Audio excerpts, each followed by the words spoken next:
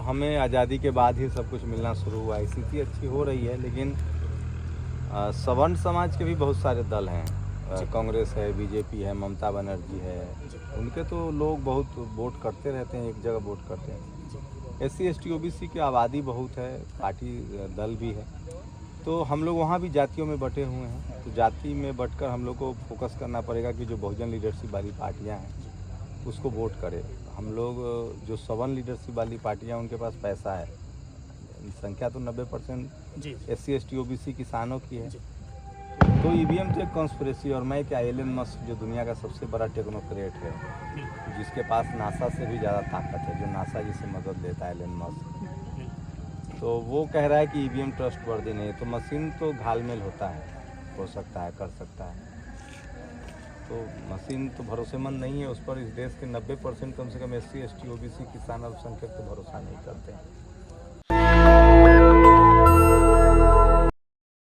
नमस्कार, मैं सदानंद खिल्लारे, आप देख रहे हैं द बहुजन आवाज। आज हम उपस्थित हैं यवतमाल शहर में और मेरे साथ वरिष्ठ पत्रकार शंभू कुमार सिंह जी उपस्थित है। नई दिल्ली से आए हुए हैं, तो उनसे हम कुछ बातचीत करेंगे और कुछ सवाल पूछेंगे। तो चलिए सर, आपका स्वागत है हमारे चैनल पर। आपका बहुत बहुत धन्यवाद। सर, आप यूट्यूब की दुनिया में बहुत बड़े नाम है, दिल्ली से आए हुए हैं कार्यक्रम के लिए। तो मैं सबसे पहले ये पूछना चाहूँगा कि अभी फिलहाल विधानसभा महाराष्ट्र में और लोकसभा पूरे भारत में चुनाव हुए हैं, तो आप इस चुनाव में बहुजन लोगों की स्थिति और बहुजन दलों की क्या स्थिति पाते हैं?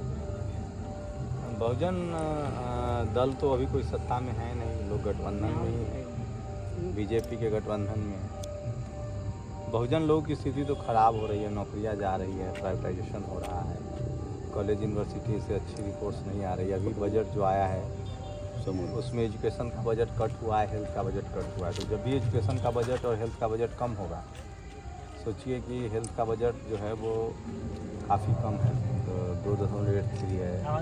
एजुकेशन का जो बजट है वो भी कम है, तो बहुजन को तो इससे नुकसान होगा, क्योंकि हम लोग के पास पढ़ाई लिखाई के अलावा तो और कुछ नहीं। भर बीमारी में सरकारी अस्पताल में इलाज मिले, तो हमारे लिए जो हेल्थ और एजुकेशन ज़रूरी है वो भी कम है।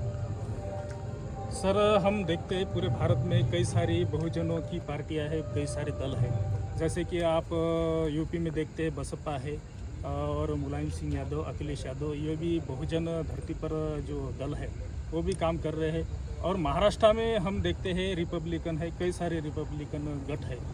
लेकिन ये सब होने के बावजूद भी भारत की लोकशाही में जितना उनका हिस्सा होना था उतना हिस्सा नहीं है। तो आप इन स्थिति को कैसे देखते हैं, क्या वजह हो सकती है?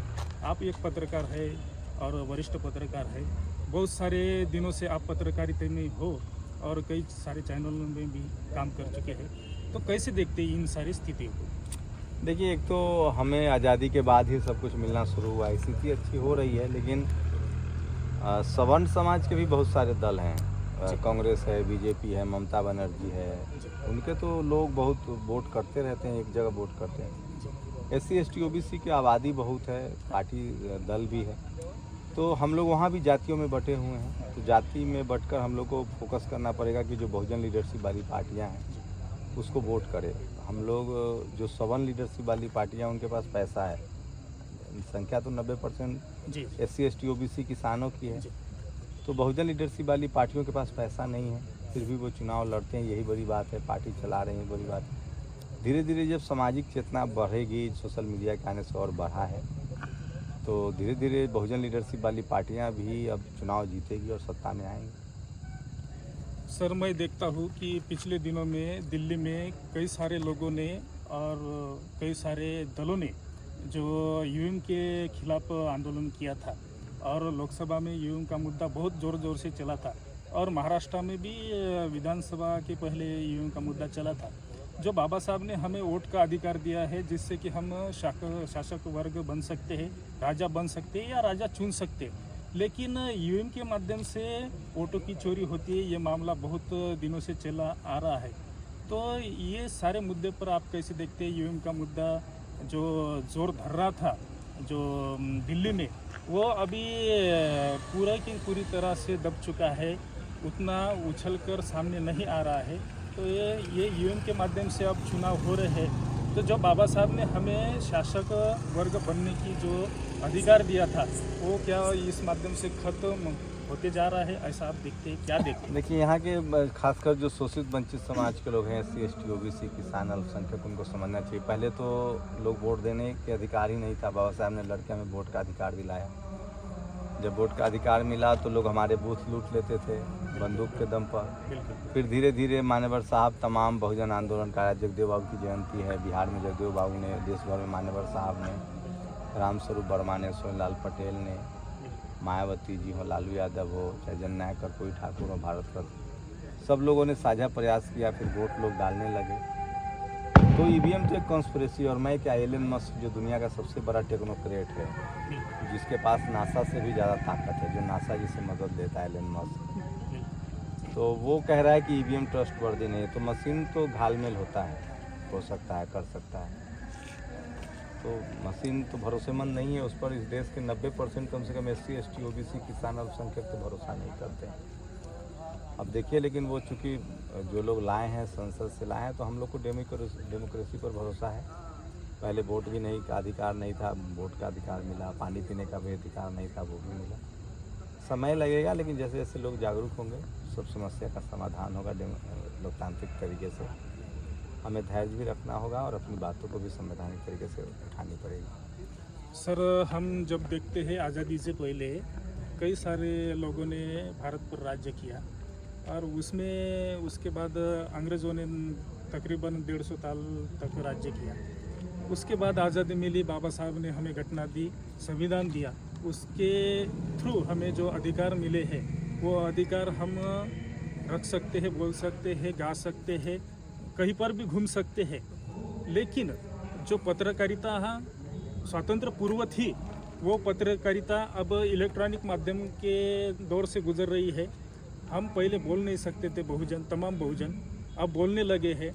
अब हमारे साथ सोशल मीडिया है, हमारे हाथ में सोशल मीडिया का मोबाइल है, तो उसके ज़रिए हम पत्रकारिता कर रहे हैं या करते हैं या विचार विमर्श करते हैं।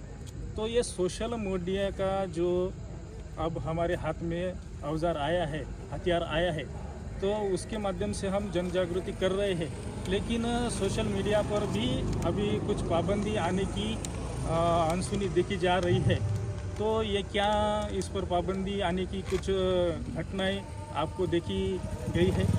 देखिए, 75 साल में स्थिति बदली है, लेकिन उतनी भी नहीं बदली है। देखिए, जब तक जाति जनगणना नहीं होती है, जो आज़ाद भारत में नहीं हुआ है, जब तक चपरासी से लेकर चीफ जस्टिस तक, भारत जाति प्रधान देश है, जब तक हर समाज के लोग SC ST OBC किसान अल्पसंख्यकों की भागीदारी नहीं होगी, चपरासी से लेकर चीफ जस्टिस तक, CM PM SP DM, political भागीदारी तो मिल रही है, SC ST का रिजर्व सीट पर, उस पर भागीदारी मिल रही है।